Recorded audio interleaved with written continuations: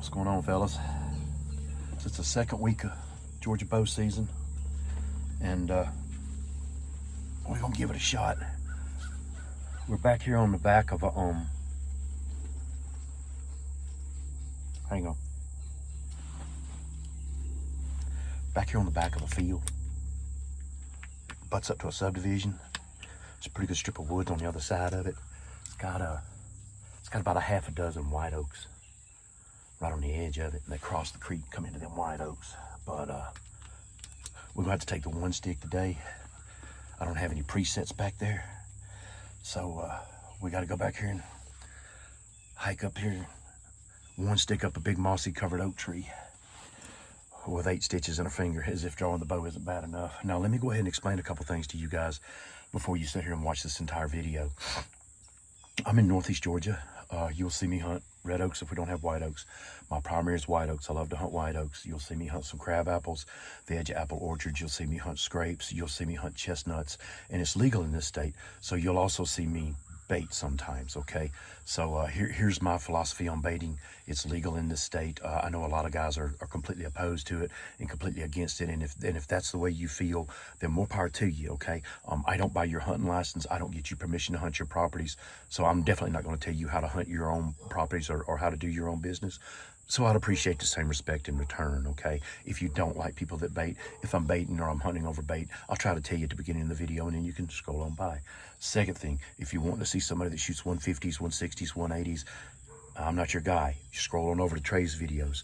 The county record in this county that I'm hunting in is a 130. So I like a big rack buck as much as the next guy, but trust me when I tell you, I am a deer hunter, and today, Lance is on doe patrol. So let's get this stuff together and get on back here and let's get our sweat on. It's 85 degrees in Georgia.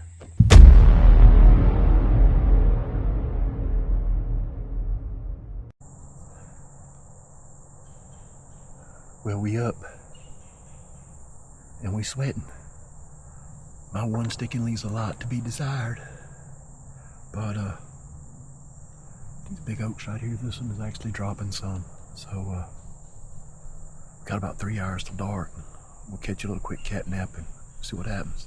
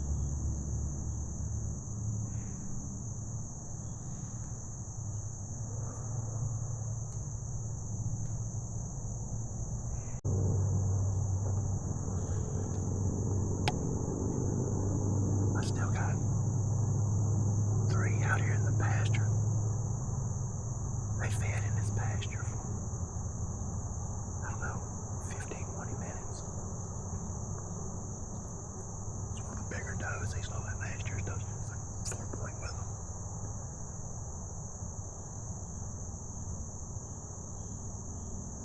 I know everybody don't like whispering, so we'll give it a minute, and I'll be back with you. Let me let these get out of this field, and then I'll talk.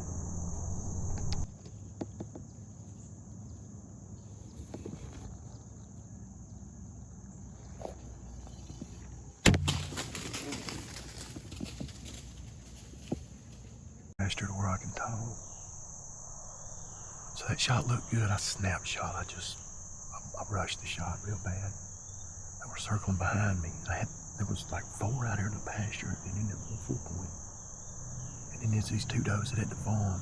The other doe that the fawn was with was behind it. But shot looked good. She was quartering.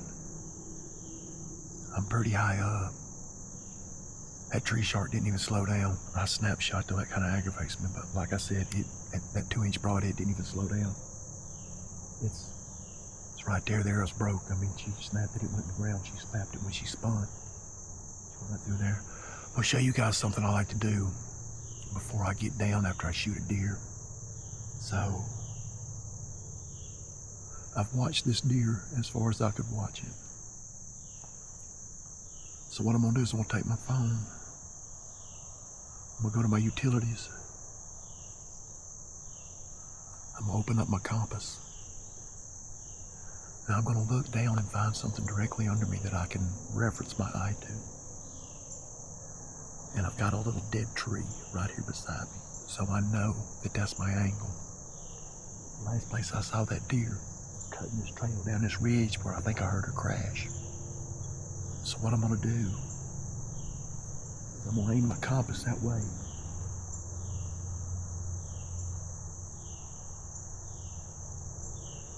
And I'm gonna take a screenshot. So now I have a direct screenshot. I know the direction she went. Looks like she went about 80 degrees northeast. So now I know that when I get to the ground, I can stand by that little stump, that little dead tree. I can look at this snapshot, this screenshot, and then I can go back to my compass. I can put my compass on 80 degrees northeast, and I can walk straight in the direction that I last seen or heard that deer.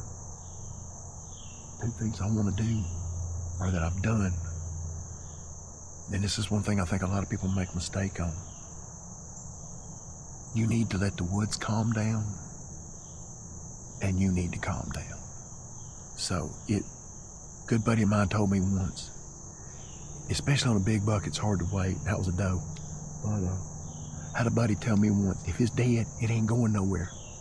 If it's alive and you push it, it might. So I like to let the squirrels start barking at you, let the chickadees stop bitching at you, and just give the woods a little time to calm down. Make sure there ain't no more deer around.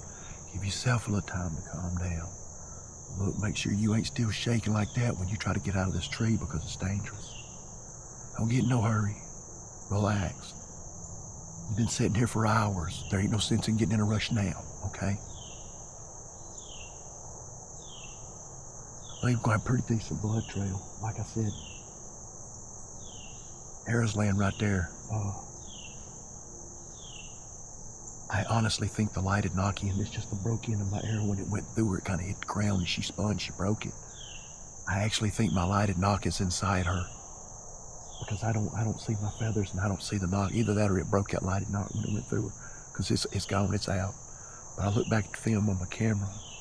It's a pretty good angle. It's a little bit back, but it's angled at this offside leg. So let's go ahead and get everything down, and we'll go down here and we'll take a little crime scene investigation, see what we think's going on. Everything's calmed down. It's been about, I don't know, maybe 20 minutes since I shot her. But I'm gonna get down and check out what's going on. My Jeep's about 1,000 yards that way. I'm just gonna go on down there. I can drive in the pasture, the landowner lets me. I'm just gonna go on down there and take everything and put it in the Jeep. And I'll bring the Jeep back down here. We'll see if we can't go find her. All right? Y'all stay tuned.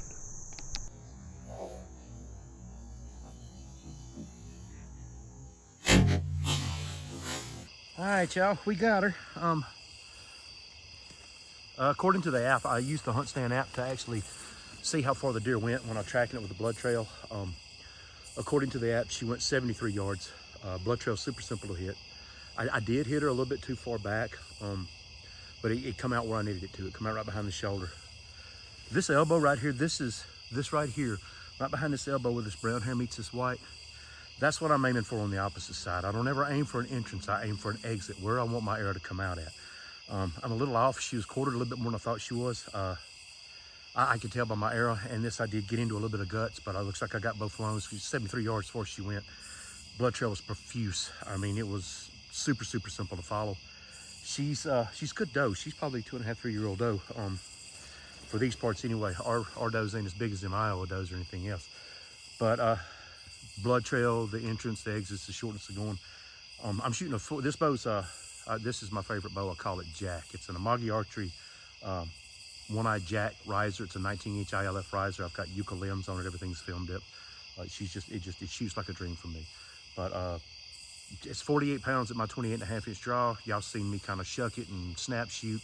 I doubt seriously I got 48 pounds trying to get everything on film in the first deer of the year and everything else. I about botched that, guys, but good Lord looked after me and I didn't. I managed to get it done. But the arrows are Black Eagle, deep impact. I do have the focus system on them. It's 190 grain Simmons Tree Shark is what I shooting on this deer. It is a 2-inch wide broadhead. To say it was sharp is a gross understatement. I mean, the biggest issue people have with Simmons is trying to get them sharp. But if you know how to sharpen it and you can get it sharp, it is an absolute lethal head. They fly clean no matter how big they are, and they do a lot of damage. Trust me, I got 8 stitches in this finger right here that proves my point on that. When they're sharp, they're nasty.